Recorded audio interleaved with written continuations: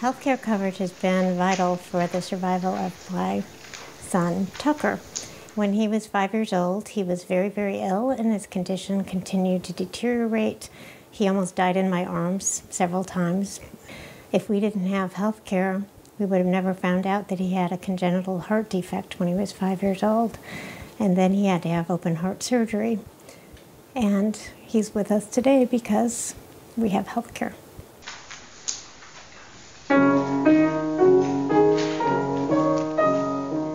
When we were trying to find out what was wrong with him, and I was taking him to the doctor repeatedly, weekly, sometimes more than once a week, I kept thinking when I would see people on the street, do you have health care? If this were your child, would you be able to get the kind of treatment that we're getting?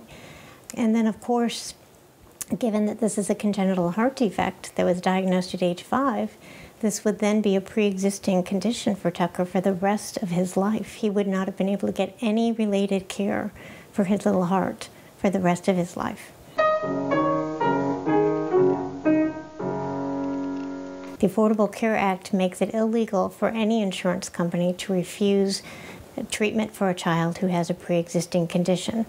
As he grows, he may outgrow the procedure, and if anything else has to be done as a follow-up, the Affordable Care Act will enable us to continue to ensure that he grows up into a healthy young man, and that wouldn't be possible if it weren't for Obama having the courage to pass the Affordable Care Act.